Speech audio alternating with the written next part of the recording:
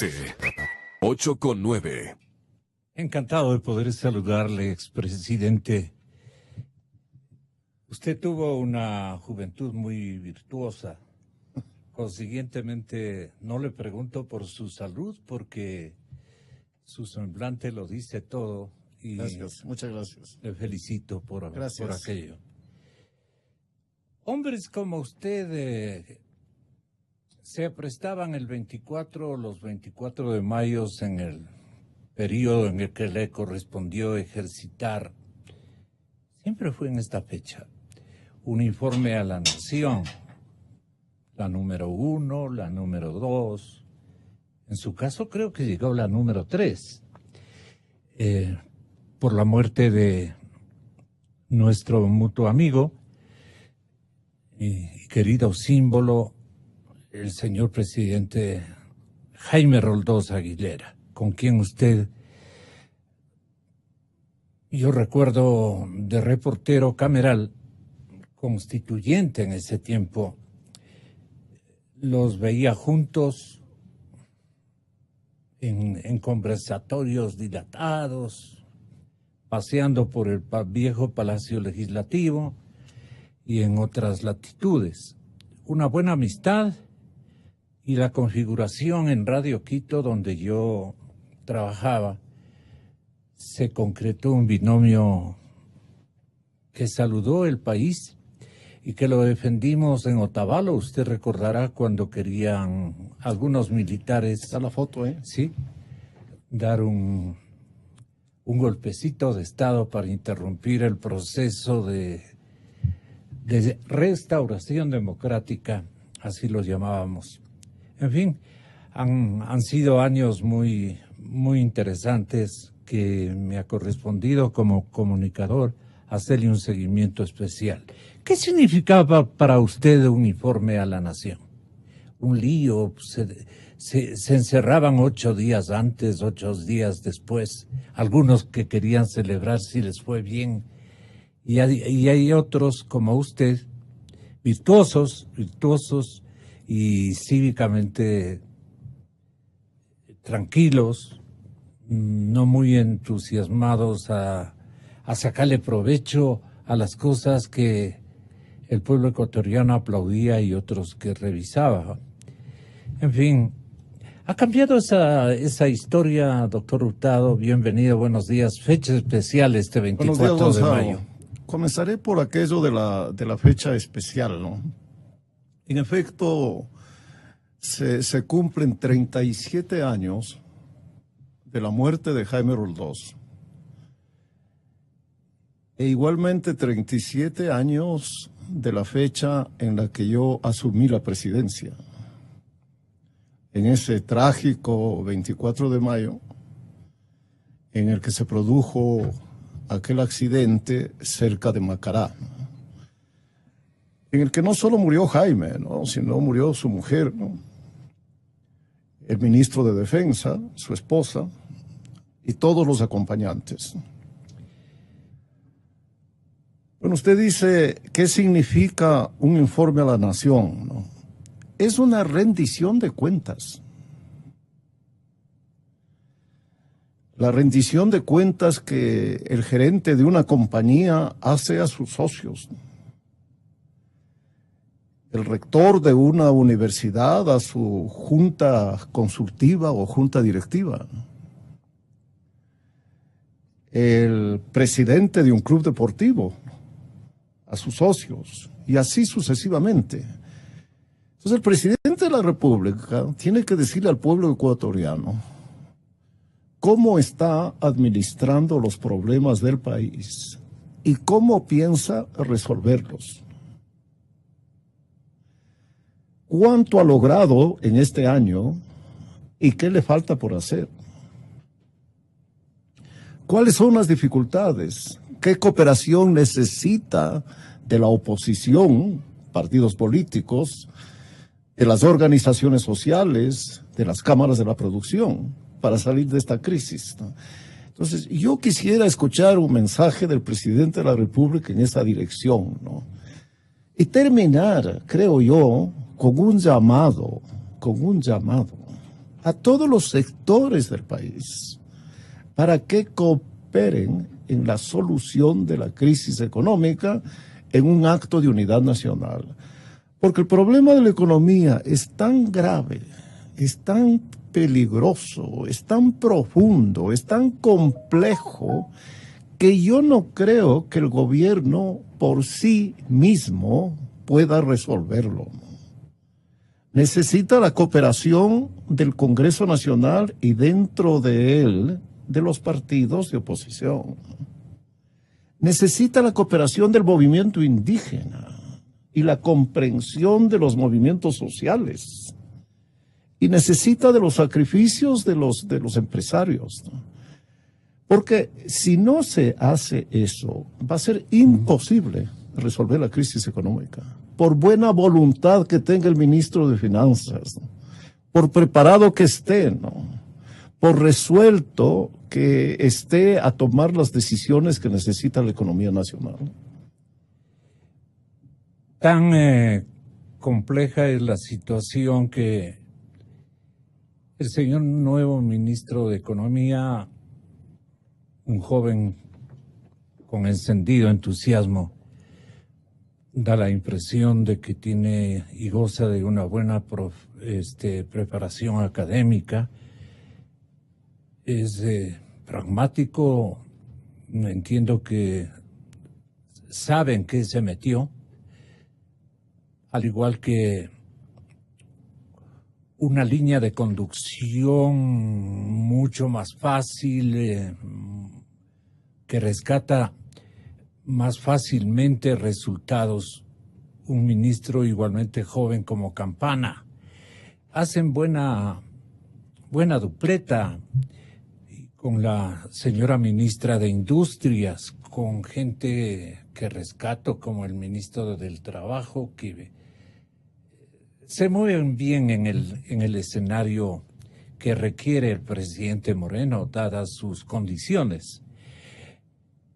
Pero el presidente Moreno ha logrado convencerse de que poco a poco, automotivándose y peleándole con la más fea, ha logrado posicionarse adecuadamente y es un líder este instante, un líder en el sentido de su credibilidad, especialmente social.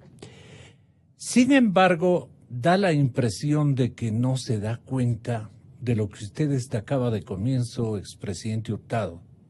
La situación de la economía es tremendamente grave, harto compleja y va a requerir la coparticipación de todos, con síntomas y abundante comprensión, no síntomas, sino abundante comprensión. El señor presidente, para el manejo económico está claro lo que tiene que vencer y se está amigando con los sectores con los que tiene que librar esta batalla para reconstruir la economía dañada por la corrupción, porque no hay otra explicación adicional, aparte de que muy malos para manejar la economía. Este modelo de economista académico que nos resultó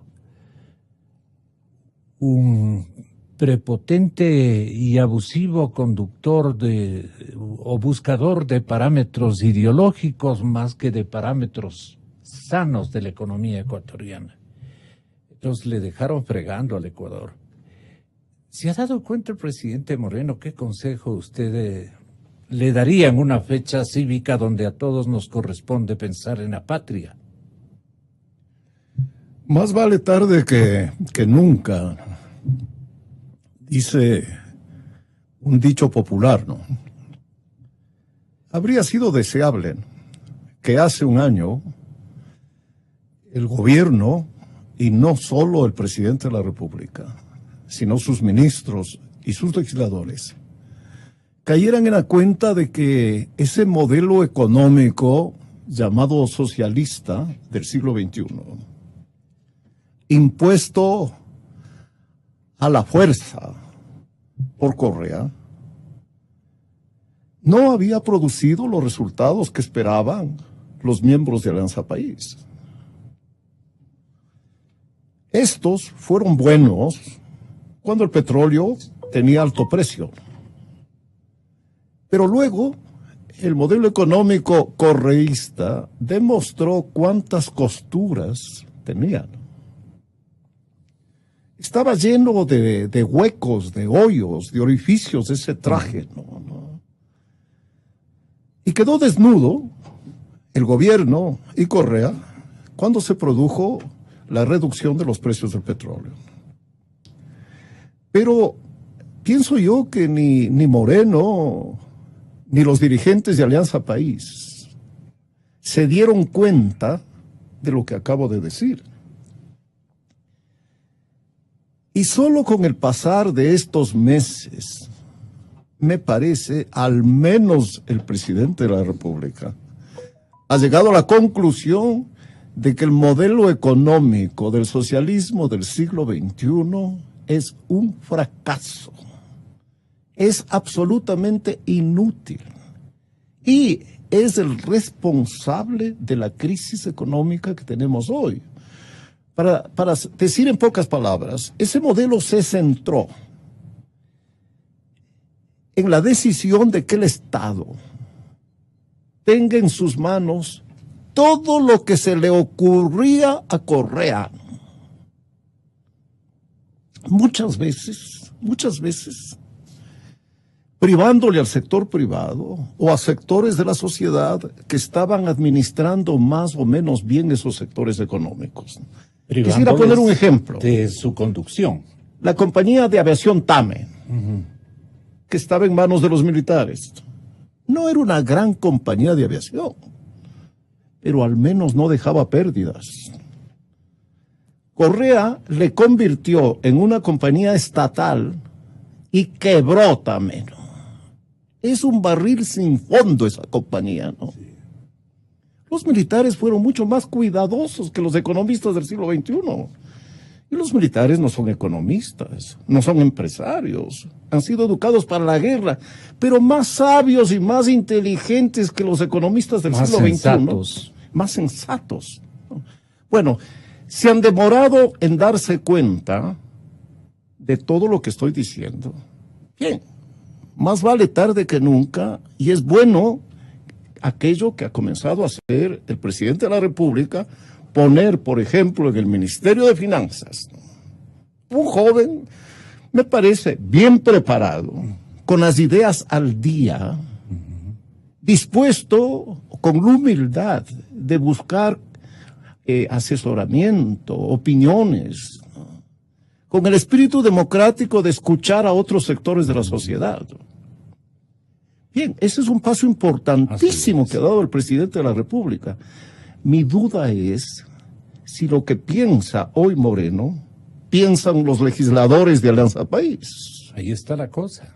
Piensan los ministros de Alianza País. Porque usted ha hecho una lista de ministros, ¿no?, a los que ha elogiado, pero ninguno de ellos es de Alianza País. Bien, espero yo que el liderazgo del presidente de la República se imponga en su partido. Los ministros malos son de Alianza País. ¿Perdón? Los ministros malucos son de Alianza País. Exacto. Las ministras y los ministros son de... Sí, lamentablemente hay que afirmar esa es la realidad. Manera. Lamentablemente esa es la realidad. Bueno, yo espero que él imponga su liderazgo, imponga su pensamiento de hoy. Y como consecuencia, volvamos a la contestación a la primera pregunta, ¿no? Se trabaje en un consenso nacional para llevar adelante una política económica de ajuste, y digo la palabra ajuste porque eso es lo que hay que hacer. Para ponerlo en poquísimas palabras, mire, ¿cómo puede ser posible que la Cancillería, que el año 2007 tenía 600 empleados, hoy tenga más de 3,000? Imaginemos esta empresa. Pensemos que tiene 20 empleados y que en 1 o 2 años tiene 100. 200. Quiebra. Bueno, eso es lo que ha pasado con el Estado. Entonces hay que tomar una decisión de recortar el Estado. Simplemente si no es por razones de política económica, porque en este momento no tiene dinero para pagar sueldos. Esa es la situación. Tienen que buscar dinero aquí, allá, acullá, ¿no? Bajo la mesa, ¿no? En el baño, ¿no? Cocina, para reunir y pagar los sueldos. Bien, pero en todo caso, pues a pesar de estas críticas que acabo de señalar, al menos hay una luz, ¿no? Al menos hay hoy una esperanza, ¿no? Al menos hay una posibilidad.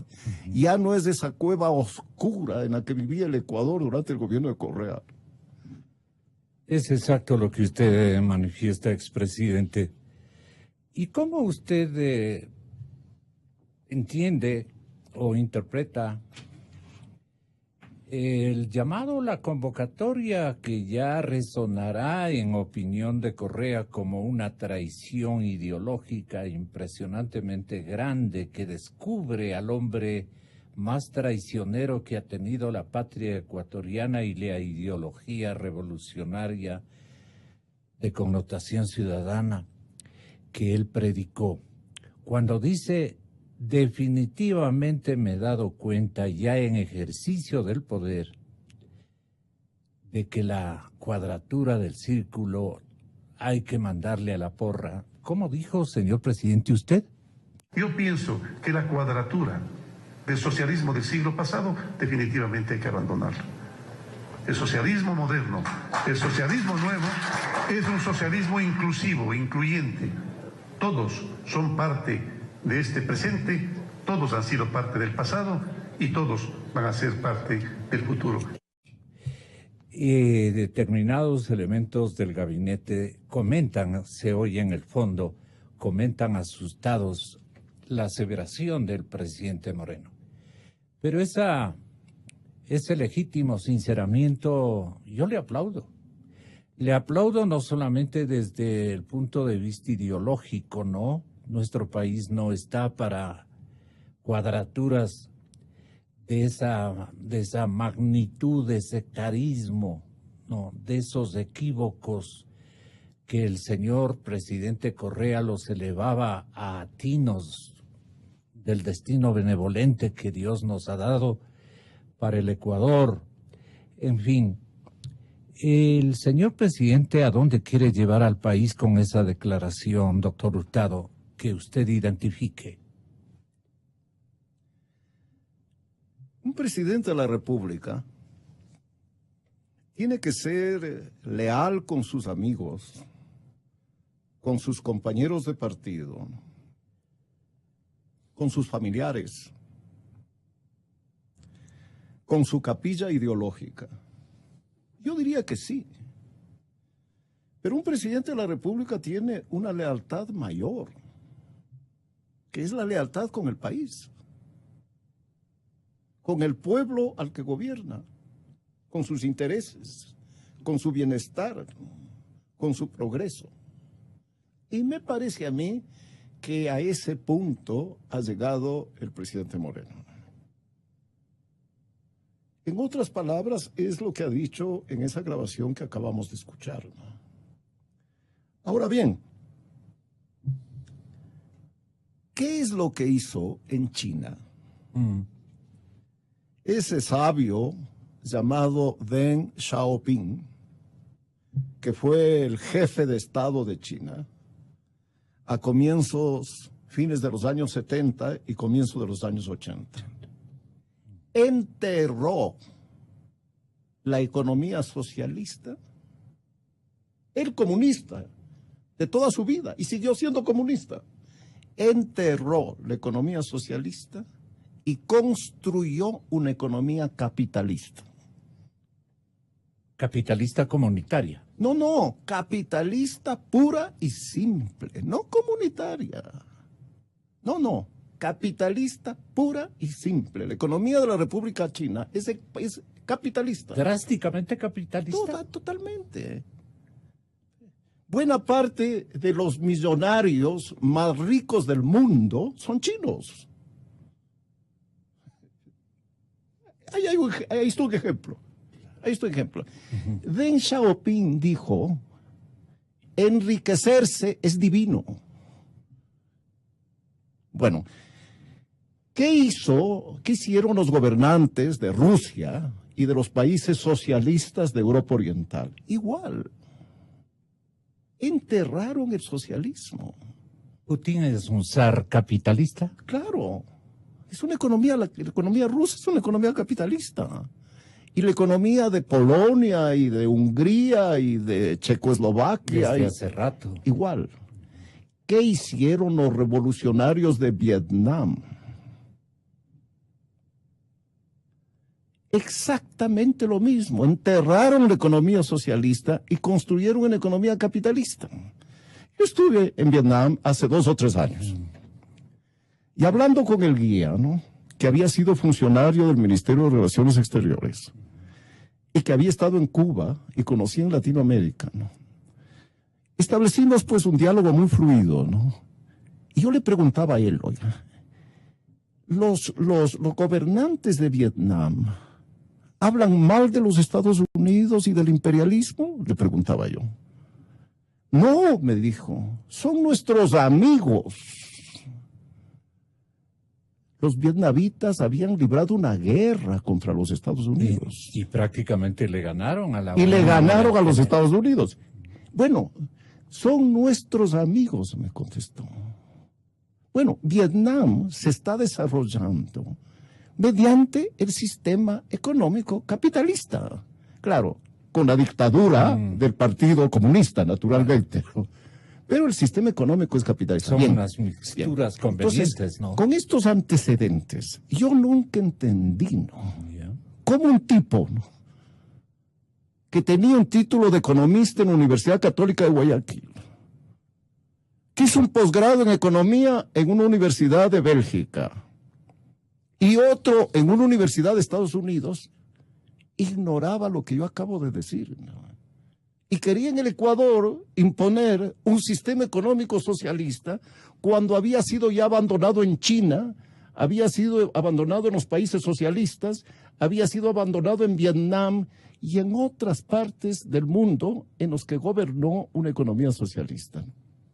Pero bendito sea Dios, ¿no?, de que ese individuo en este momento tiene que ocuparse de defenderse de los juicios que tiene por corrupción y ya no está gobernando el Ecuador, ¿no? Ya. Y tenemos un presidente que no tiene los títulos de Correa, ni los honoris causa de Correa, y que luce bastante más sensato que aquel economista, pues, ¿no?, tan ignorante, ¿no?, absolutamente ignorante en materia económica.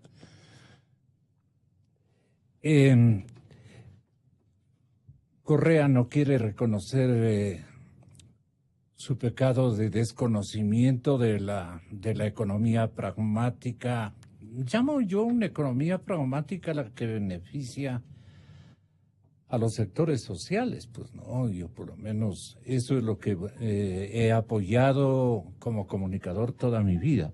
Todo lo que luzca a atino de connotación social, eso había que apoyar en diferentes tiempos donde se ponen en boga procesos económicos, modelos económicos que pegan en la coyuntura y que rescatan apoyos de regiones y especialmente del mundo financiero, que es el que en definitiva en todo modelo ideológico son los que mandan en el planeta. Ahora, ¿qué le aconsejamos aparte de eso, expresidente, como consejería un 24 de mayo, si es adecuado, al señor presidente Moreno, de esta cuadratura del círculo que nos deja pendientes? ¿Qué quiso decirnos? ¿Hacia dónde apunta? ¿Usted le respaldaría que concluya esa frase o esa prédica con algunas acciones no necesariamente de su ideología? Seguramente lo que él pueda construir como una mixtura conveniente para el Ecuador de estos días. Doctor Hurtado. Bueno, en el momento que hoy vive la economía ecuatoriana, el gobierno ni siquiera tiene que resolver, aunque debe hacerlo y ha comenzado a resolver. Ni siquiera tiene que resolver si va a abandonar el socialismo y poner el capitalismo, ¿no? En este momento, en este instante, la prioridad es poner la economía en orden, organizar las cuentas, ver cuánto se tiene y cuánto se debe, cuánto va a recibirse y cuánto se puede gastar. Esto es hacer el ejercicio que cada mes o cada quincena hace una familia o el jefe o la jefe de una institución familiar. O incluso la persona que vive sola y que no tiene familia. Pues hacer cálculo, cuánto tiene que pagar por arriendo, cuánto tiene que pagar en el supermercado, cuánto tiene que pagar por la cuota del carro y cuánto es lo que tiene como ingresos, como sueldo, y vive de acuerdo a eso. Bueno, ese ejercicio que hacen todas las familias ecuatorianas todos los días y que el economista Correa jamás hizo, tiene que hacer el gobierno de Moreno. Y tengo la impresión que es lo que ha comenzado a hacer el ministro de Finanzas. Por ejemplo, al decirle a los ecuatorianos, mire, no es que debemos 40.000 millones de dólares, debemos cerca de 60.000 millones de dólares. Eso es un gran paso. Debería dar un segundo, ¿no? Miren, el déficit del presupuesto no es el 2, el 3% del PIB, es el 5, el 6, el 7, el 8% del PIB. Y tiene que presentar esas cuentas al Congreso y a la opinión pública. Y una vez que haga eso, tiene que decir, bien, el Ecuador para vivir tiene tantos miles de millones de dólares en el año, o en lo que queda de este año. ¿Y para qué viva con ese dinero? No pueden haber 3.000 empleados en la Cancillería. Porque, pongamos el tema de la Cancillería, va a llegar un momento en que ninguno de ellos va a recibir sueldo. Me parece a mí más justo que no reciban sueldo los vagos, que deben ser 2.000, pero que reciban sueldo los funcionarios de la Cancillería que trabajan. Los profesionales. Que trabajan. Y eso es válido para todas las instituciones del Estado.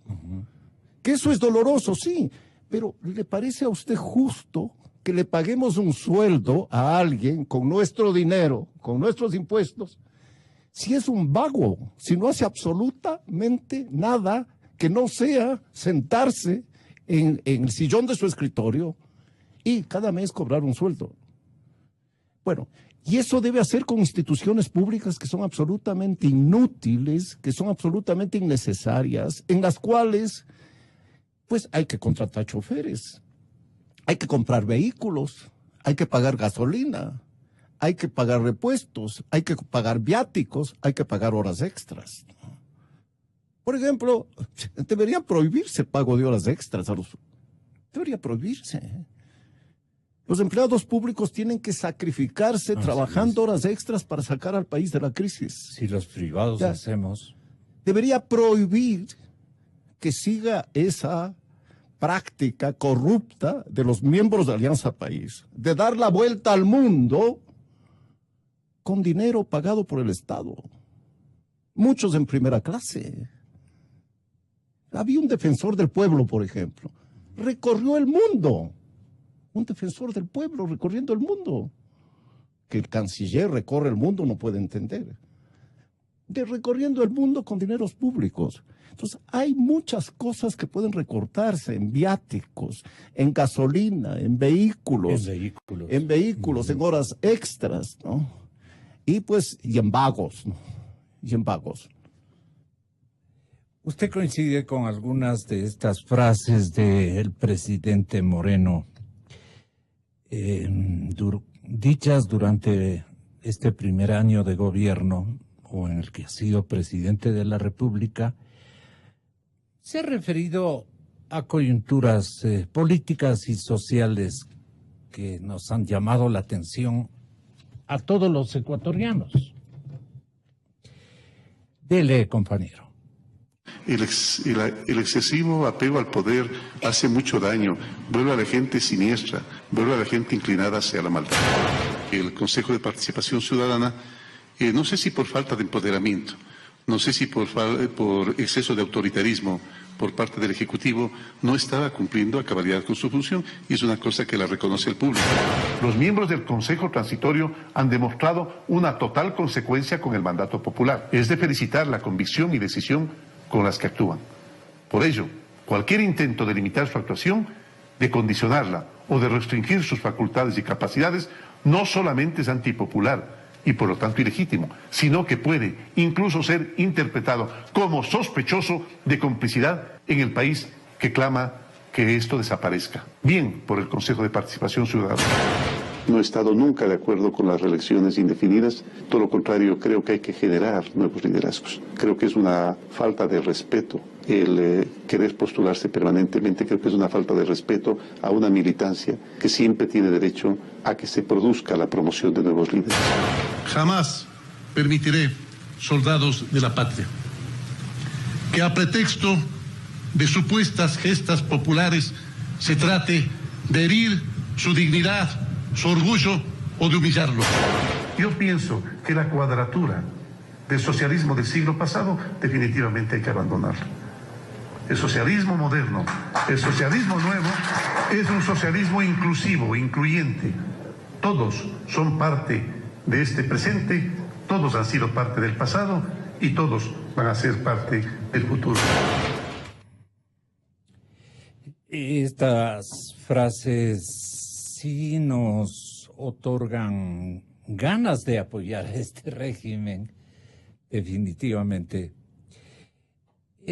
Una cosa es con guitarra y otra cosa es con violín, ¿no? Eso es lo que le ocurre al presidente Moreno. Este reconocimiento tan importante que hace de una escuela de pragmatismo que él requiere para concluir su periodo presidencial con buenas notas, como las que en cuestión de días otro distinguido amigo suyo, de un paralelismo ideológico y ético, yo diría ético y de habilidad política también, y de congruencia y pragmatismo, es el doctor Julio César Trujillo, que en horas, en días, muy pocos días, se hizo de una adhesión récord en los últimos años. No obstante, la década del correísmo, que pagaba por todo, hacía unas manifestaciones que le costaban al tributante ecuatoriano, al ciudadano ecuatoriano del Estado llano y de la empresa grande o pequeña, a todos nos costaba unos shows que nos presentaba cada sábado, en la que insultaba a diestra y siniestra a sus adversarios gratuitos, además, que nos tomó en cuenta en una lista por algo que habíamos mencionado. Obviamente, la mayor parte de manera también contundente, porque los ecuatorianos no sabemos amilanarnos ante nadie. Eso es bueno. Presidente, ¿qué debe cultivar el presidente Moreno? ¿En qué debe insistir? ¿Cómo debe ser su segundo año de gobierno? ¿Podría usted manifestarlo sin que le haya pedido ningún consejo el señor presidente, ni que usted quiera darle ningún discurso de adhesión, ni pedido por el estilo? Tenga la bondad. Pero antes de contestar la pregunta, quisiera hacer un breve comentario sobre las palabras anteriores, ¿no? Bueno, Julio César Trujillo y yo fundamos la democracia popular. Sí fue. En el año 1978. Él fue presidente de ese partido, legislador de ese partido. Pero más allá de eso, me parece a mí que es un ciudadano que a lo largo de su vida, siempre él un político, siempre, desde joven. Así es. Bien, ha llegado a los más de 80 años, ¿no? Con una carrera limpia. Inmaculado. Nadie se le ha ocurrido cuestionar su honestidad. Todo lo contrario.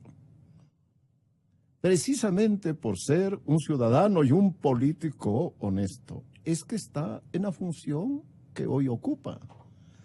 Y porque en ella ha procedido teniendo en cuenta el interés de la democracia, el interés de la libertad y el interés del país, es que tiene un apoyo generalizado del pueblo ecuatoriano.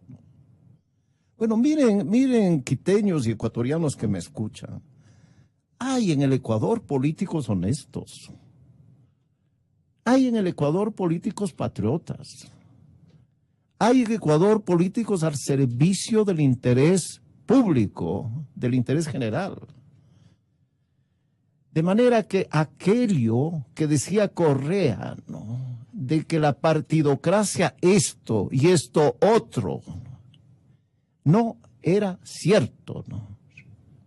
Sin duda que antes habían políticos deshonestos, pero buena parte de los políticos ecuatorianos eran políticos absolutamente honorables, ¿no? El segundo punto, ¿no? El segundo punto. Bueno, de alguna manera ya contesté a esta pregunta. Nada hay más prioritario, ni más importante para el gobierno y para el país que poner la economía en orden, ¿no? Y voy a traer un ejemplo histórico. En los años 70 ocurrieron hechos muy parecidos a los que sucedieron entre 2007 y 2016. Parecidos en lo económico. Aunque también en los años 70 gobernaron dictaduras y en estos años también gobernó un dictador, ¿no? Pero el modelo económico de los militares de las dos dictaduras de los años 70 era muy parecido, sin los extremos de Correa, pero muy parecido al modelo del socialismo del siglo XXI. ¿Y qué es lo que pasó? Algo también muy parecido a lo que pasó aquí en el año 2015. Los precios del petróleo bajaron. Y como consecuencia, cuando Roldós es elegido y cuando yo lo suceda, nos encontramos con una caja fiscal que no tenía dinero para pagar los servicios básicos del Estado, incluidos los sueldos.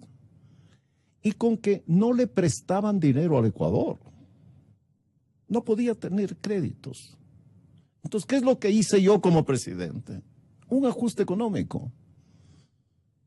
No es que ni siquiera cambié el modelo económico heredado de los militares, que era un modelo, digamos, socialista. Los cambios vinieron después de mi gobierno. Lo único que hice yo como presidente es poner la casa en orden. Y eso es bueno, no solo por las razones que dije antes, sino por una que es igualmente importante, ¿no?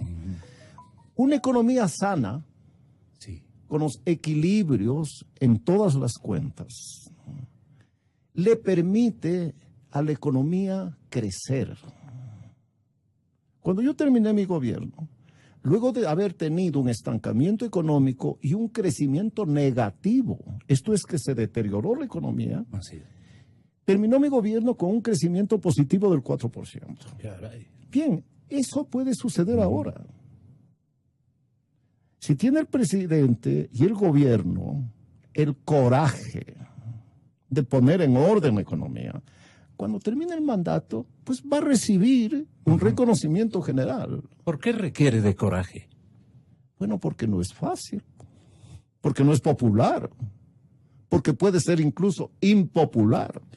¿Qué pasó por eso? Porque por ese remesón que le produjo. Porque puede caer en las encuestas Claro. más de lo que ha caído hasta este momento.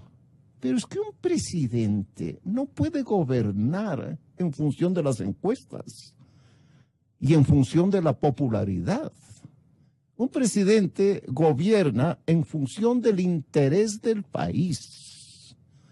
Y muchas veces es interés del país, es interés de los ecuatorianos, es interés de las mayorías. No es popular. No es popular.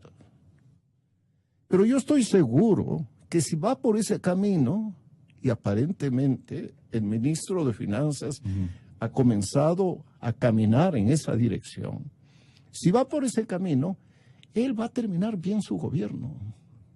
Pero si no va por ese camino, va a terminar muy mal. Él, sin duda, Alianza País, peor, ¿no? Y nosotros, bueno, yo no sé qué va a pasar con nosotros, ¿no? Porque a diferencia de cuando yo era presidente, hoy la moneda es el dólar. Y el dólar oculta la crisis. Como la moneda no se devalúa, ¿verdad?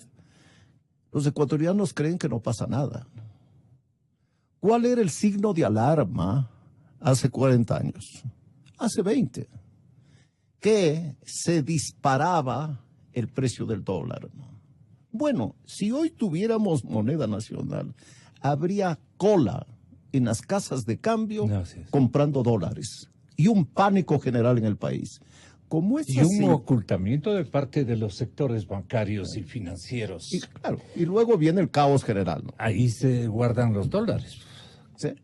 Bueno, como no hay eso, los ecuatorianos creemos que no pasa nada, que todo está bien. Pero no es así. No es así.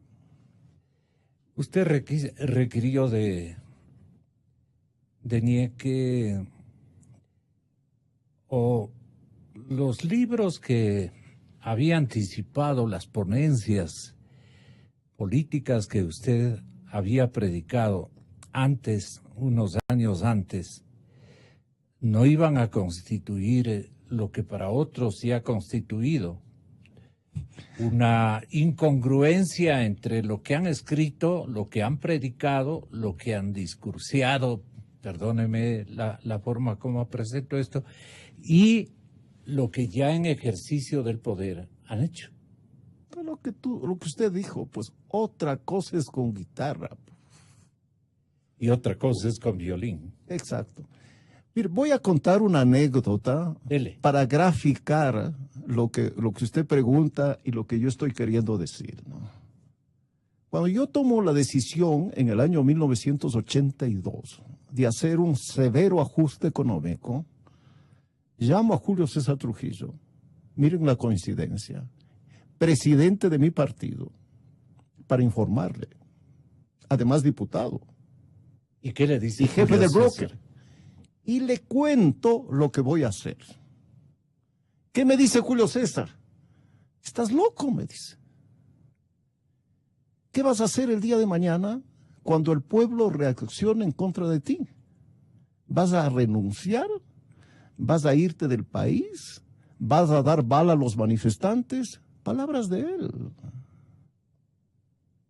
Bueno, cuando informo al gabinete ministerial de las medidas que iba a tomar, Alfredo Mancero, ministro de Bienestar Social, dice, señor presidente, me dice, el día de mañana todas nuestras cabezas estarán colgados en los postes de la Plaza Grande.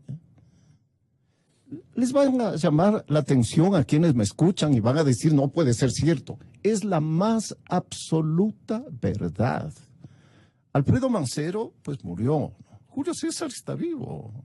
Y él debe recordar estas conversaciones. Bueno, y todo el gabinete, todos los ministros, excepto los ministros del área económica, estuvieron en contra de las decisiones que yo iba a tomar. Entonces, bien, eso le va a pasar al presidente Moreno. Por eso yo digo coraje, por eso yo digo entereza, ¿no?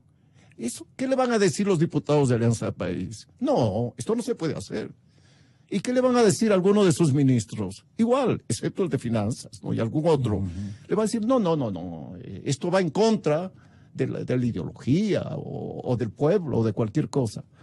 Pero si esta entrevista pues puede servir para algo, yo quisiera decir, ¿no? Que que igual que en un hogar, que igual que en una empresa, que igual que en un condominio, ¿no?, que igual que en un club deportivo, si no se ponen las finanzas en orden, no hay futuro.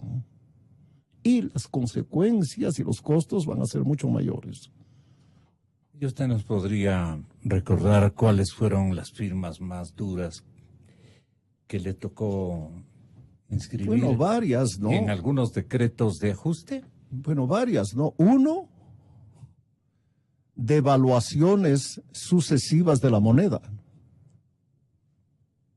Entonces, el dólar, que costaba, cuando yo asumo la presidencia, alrededor de 20 sucres, pasó a costar 30, 40, 50 y me parece que hasta 60 sucres.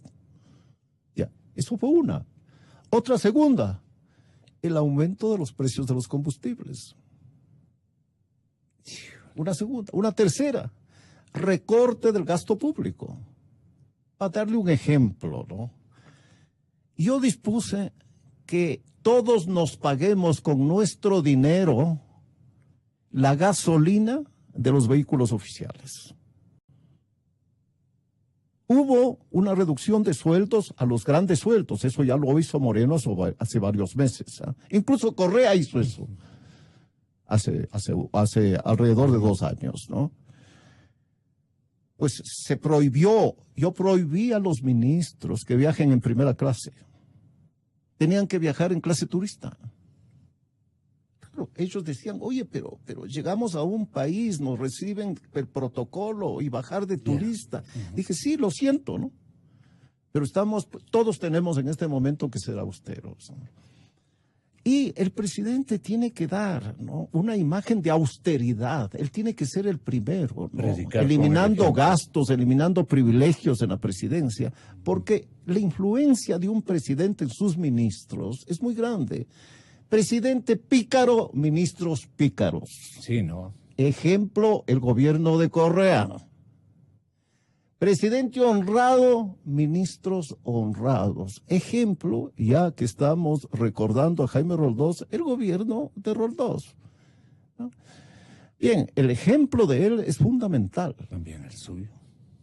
Hay que decir lo que es, ¿no? Recordar con autenticidad.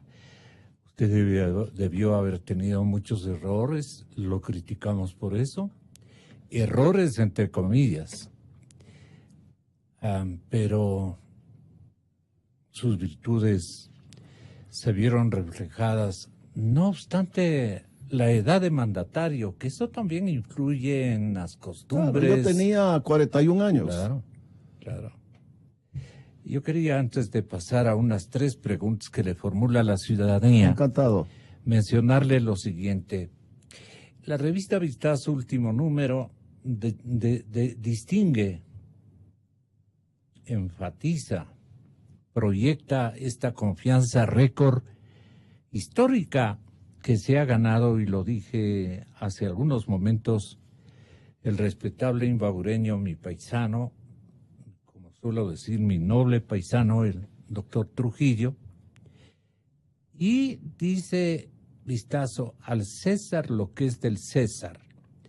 En un país donde la confianza es volátil y la imagen de un funcionario se desgasta al poco tiempo de asumir el cargo, lo que está pasando con el doctor Julio César Trujillo, de 87 años, presidente del Consejo de Participación Ciudadana, transitorio, bien dije, es histórico. En octubre del 17, el hoy defenestrado Consejo de Participación Ciudadana y Control Social, aquel que eligió y reeligió a autoridades afines al correísmo con notas perfectas, tenía solo el 37% de la aprobación de los ecuatorianos. Ahora, los 7 nuevos consejeros que cumplen la misión de evaluar a todas las autoridades de control y destituir a las que lo merezcan, gozan de una confianza del 60% según una encuesta de Sedatos. Y el 71% de los encuestados apoyan las acciones tomadas por el Consejo de Participación Ciudadana Transitorio. Confianza récord. Algo que seguramente va a cerrar la vida política de Julio César, y el contentamiento es generalizado por lo que ha hecho. A usted también, creo yo, el Ecuador le debe muchísimas cosas, especialmente su autenticidad y su coherencia. Ha sido un hombre ejemplo de coherencia. Errado, pecaminoso en algunas cosas, pero coherente. Ha mantenido sus ideas. Y ha sido un hombre honorable. Siempre, doctor. Yo tengo que decirle eso sin ningún interés de nada, sino de conservar su amistad. Gonzalo. Muchísimas gracias. Cuánto aprecio, cuánto aprecio. Opinión sobre la seguridad en la frontera. Pregúntele sobre la frontera al doctor Hurtado, me dice buena parte de la audiencia, doctor. Quisiéramos saltar allá.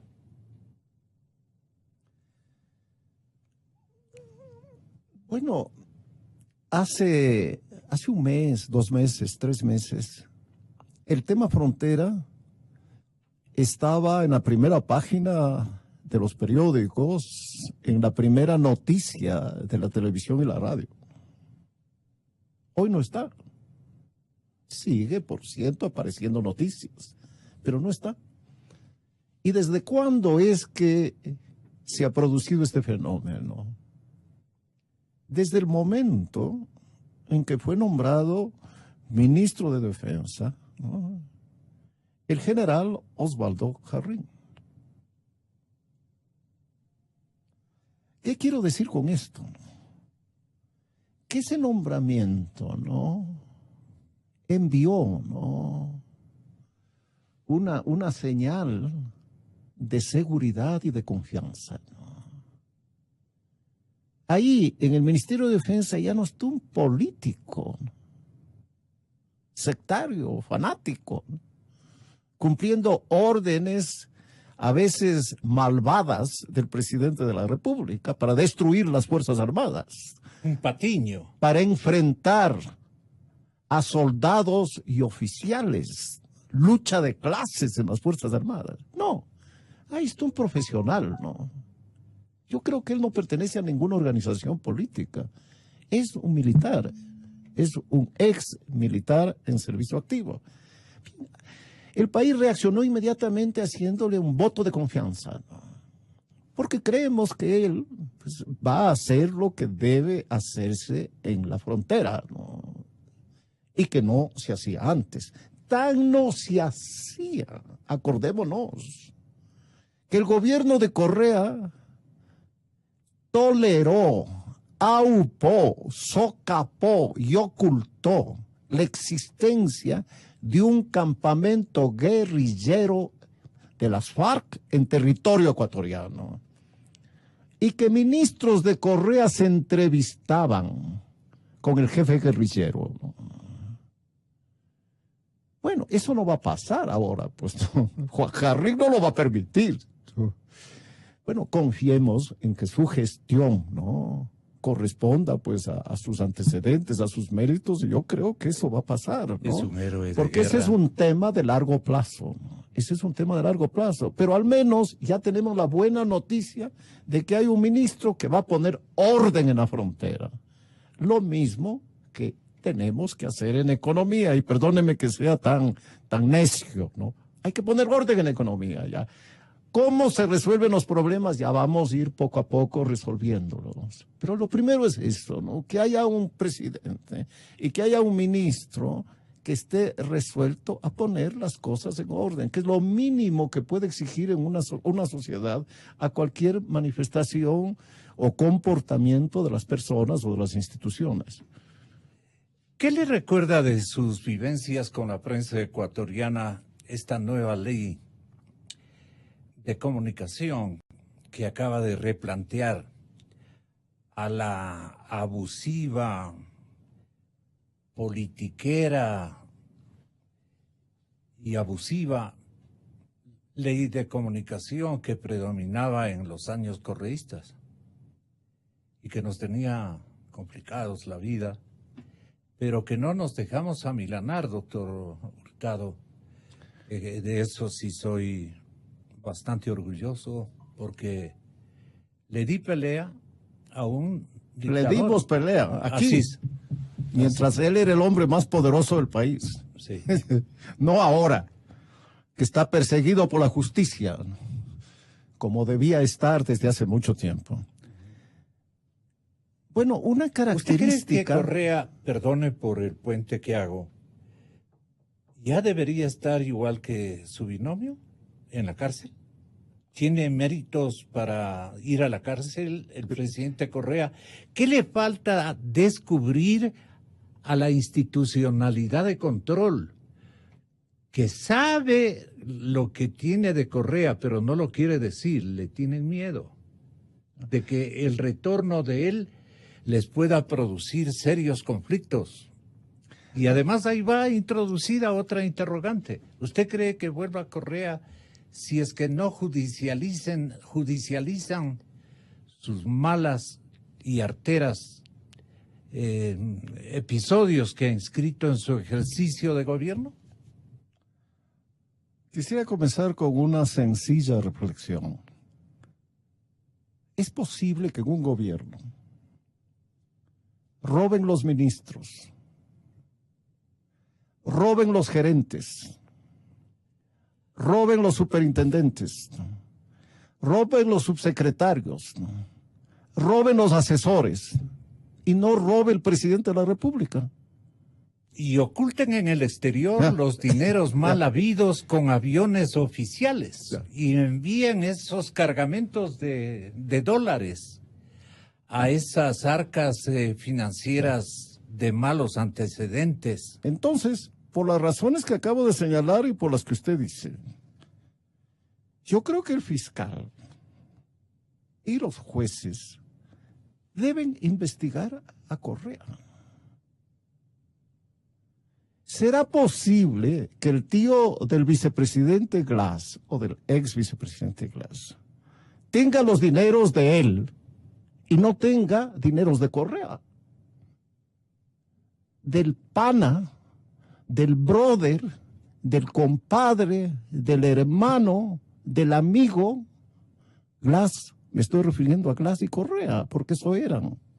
Solo Glass aupaba a su tío para que se enriquezca. No, el tío recibiría una comisión. Ese es dinero de Glass y por eso fue condenado. Correa anda diciendo que Glass es un perseguido político. El fiscal que pidió el enjuiciamiento de Glass era un secretario de Correa, había sido secretario de Correa, lo nombró Correa a través del Consejo de Participación que controlaba. Los jueces que condenaron a Glass eran jueces de Correa, no de Moreno, no. Bueno, entonces esto con relación pues a lo primero, ¿no? Correa tiene que ser investigado por corrupción, ¿no? Entonces, sus dineros, él dice, yo no tengo un centavo, que me investiguen. Pero ¿acaso es un idiota? Es un vivo, Correa. Pues eso lo sabemos. Es un sapo, un sabido. Y un sapo, un sabido, un vivo, no pone pues el dinero en sus cuentas bancarias y no se compra una casa en San Borondón, como hizo este ministro, desgraciadamente de Morena, y fanático de Correa. Pues eso no va a ser Correa, pues, ¿no? Pero volviendo al otro tema, ¿no? Una característica del gobierno de Moreno es de que avanza en la dirección correcta y se queda a medio camino. Es una característica. Una característica, ¿no? Mire usted lo que acaba de pasar con las elecciones fraudulentas de ese grupo de criminales que gobiernan Venezuela, ¿no? Y narcotraficantes, ¿no? Y ampones, ¿no? ¿Qué es lo que acaba de pasar? Por primera vez, un gobierno de Alianza País no saluda el triunfo del socialismo del siglo XXI en las urnas en Venezuela. Eso es un gran paso. Algunos han criticado esta declaración. Yo no la critico, porque es un buen paso en la dirección correcta. Pero, ¿qué es lo que debía hacer? Claro, él debía decir, no conocemos esas elecciones. Esto pongo como ejemplo en el caso de la política internacional. Lo mismo sucede en el caso de la libertad de expresión. Sin duda, hoy vivimos como habíamos estado acostumbrados a vivir antes de Correa, aires de libertad, con el pleno ejercicio de la libertad de expresión, hay que reconocerlo. Ni usted ni yo pensamos que luego de esta entrevista a usted le van a llegar los fiscalizadores del Ministerio del Trabajo, del Seguro Social y del Ministerio de Finanzas para quebrarle. Y yo tampoco espero que ellos van a llegar para escarbar mis cuentas a ver si encuentran algo, ¿no? Que no van a encontrar nada, ¿verdad? Entonces, vivimos, yo creo, en la sociedad democrática que tanto vale como un valor de todos los seres humanos. Pero la reforma que envía él a la ley, si bien contiene cambios muy importantes que consagran la libertad de expresión, todavía no se queda, ¿no?, con ciertas puertas, ventanas cerradas, ¿no?, con ciertas luces apagadas, ¿no? Pero ese es el estilo del presidente de la República, ¿no? Ojalá en el Congreso Nacional, pues esa ley sea modificada, pues para quitar toda causa, todo motivo, ¿no?, que pueda limitar la libertad de expresión. No quiere ser un drásticamente traidor, como le trata el expresidente de la República, o como auténtico que es Moreno.